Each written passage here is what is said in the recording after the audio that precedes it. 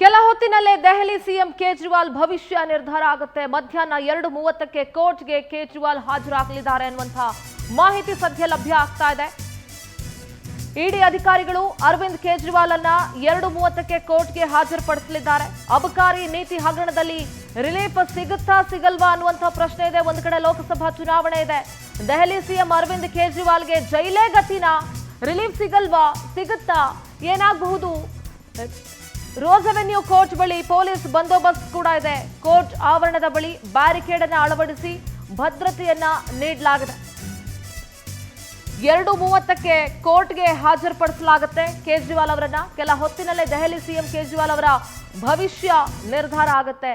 ಏನಾಗಬಹುದು? ಜೈಲೇ ಗತಿನಾ ಅಥವಾ ರಿಲೀಫ್ ಸಿಗುತ್ತಾ ಸಿಗಲ್ವಾ? ಚುನಾವಣೆ ಇದೆ.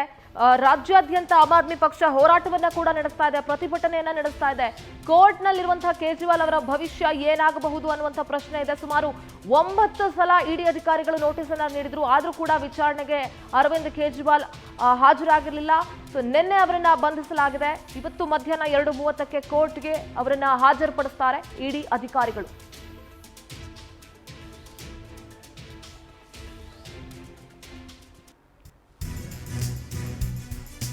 ಇನ್ನು ತಮ್ಮ ಬಂಧನವನ್ನ ಪ್ರಶ್ನಿಸಿ ಅರವಿಂದ್ ಕೇಜ್ರಿವಾಲ್ ಅವರು ಸಲ್ಲಿಸಿದಂತಹ ಅರ್ಜಿಯನ್ನ ವಾಪಸ್ ಪಡ್ಕೊಂಡಿದ್ದಾರೆ. ಇಡಿ ಬಂಧನವನ್ನ ಪ್ರಶ್ನಿಸಿ ಸುಪ್ರೀಂಗೆ ಅರ್ಜಿಯನ್ನ ಸಲ್ಲಿಸಿದ್ರು.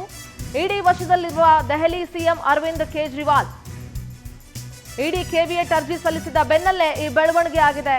ತುರ್ತು ಅರ್ಜಿ ವಿಚಾರಣೆಗೆ ಸುಪ್ರೀಂ ಕೋರ್ಟ್ ಕೂಡ ಒಪ್ಕೊಂಡಿತ್ತು, ಆದರೆ ಅರ್ಜಿಯನ್ನ ವಾಪಸ್ ಪಡ್ಕೊಂಡಿದ್ದಾರೆ ಅರವಿಂದ್ ಕೇಜ್ರಿವಾಲ್.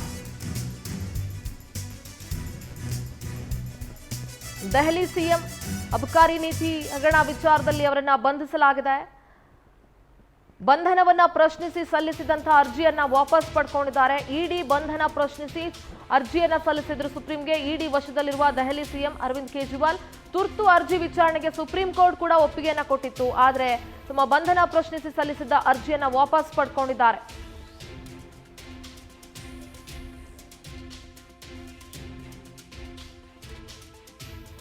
ಸುಪ್ರೀಂ ಕೋರ್ಟ್ ತುರ್ತು ಅರ್ಜಿ ವಿಚಾರಣೆಗೆ ಒಪ್ಕೊಂಡಿದ್ರು ಕೂಡ ವಾಪಸ್ ಪಡ್ಕೊಂಡಿದ್ದಾರೆ ತಮ್ಮ ಅರ್ಜಿಯನ್ನ. ಅಂದ್ರೆ ಜುಲೈ 22, 2022 ಸಿಬಿಐಗೆ ವಹಿಸಿದ ದೆಹಲಿ ಲೆಫ್ಟಿನೆಂಟ್ ಗವರ್ನರ್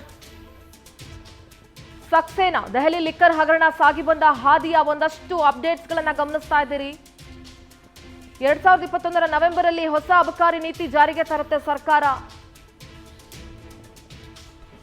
ಜುಲೈ 8, 2022 ಅಬಕಾರಿ ನೀತಿಯಲ್ಲಿ ಕಾನೂನು ನಿಯಮವನ್ನ ಪಾಲಿಸಿಲ್ಲ ಅನ್ನೋದು ಗೊತ್ತಾಗುತ್ತೆ. ಜುಲೈ 8, 2022 ದೆಹಲಿ ಮುಖ್ಯ ಕಾರ್ಯದರ್ಶಿಯಿಂದ ಆರೋಪವನ್ನ ಮಾಡಲಾಗುತ್ತೆ. ಲಿಕ್ಕರ್ ನೀತಿ ಹಗರಣದ ತನಿಖಾ ಹೊಣೆ ಸಿಬಿಐಗೆ ವಹಿಸಲಾಗುತ್ತೆ. ಜುಲೈ 22, 2022 ದೆಹಲಿ ಡಿಸಿಎಂ ಮನೀಶ್ ಸಿಸೋಡಿಯಾ ಮೇಲೆ ಸಿಬಿಐ ರೇಡ್ ಮಾಡುತ್ತೆ. ಆಗಸ್ಟ್ 19, 2022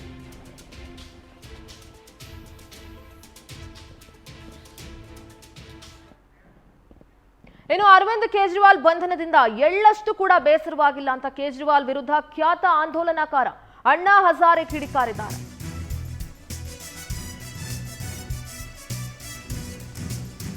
ಅವರ ಬಂಧನ ಸ್ವಲ್ಪ ಕೂಡ ಬೇಸರ ತಂದಿಲ್ಲ ಅಂತ ಖ್ಯಾತ ಆಂದೋಲನಕಾರ ಅಣ್ಣಾ ಹಜಾರೆ ಹೇಳಿದ್ದಾರೆ. ಕೇಜ್ರಿವಾಲ್ ಪಾಡು ಮಾಡಿದುಣ್ಣೋ ಮಹಾರಾಯ ಅನ್ನೋ ತರ ಆಗಿದೆ. ಮಾಡಿರೋ ತಪ್ಪಿಗೆ ಅರವಿಂದ್ ಕೇಜ್ರಿವಾಲ್ ಅನುಭವಿಸ್ತಾ ಇದ್ದಾರೆ.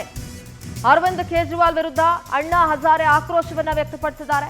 ಕೇಜ್ರಿವಾಲ್ ಬೆಂಬಲಿಸಿ ಪ್ರತಿಭಟನೆ ಮಾಡ್ತಾ ಇರೋರ ಬಗ್ಗೆಯೂ ಕೂಡ ಗರಂ ಆಗಿದ್ದಾರೆ. ಭ್ರಷ್ಟಾಚಾರದ ಆರೋಪಿಯನ್ನ ಬೆಂಬಲಿಸಿ ಯಾಕೆ ಪ್ರತಿಭಟನೆ ಮಾಡ್ತಾ ಇದ್ದೀರಿ? ಅವ್ರು ಏನ್ ಮಾಡಿದ್ರು ಅದಕ್ಕೆ ಅನುಭವಿಸ್ತಾ ಇದ್ದಾರೆ.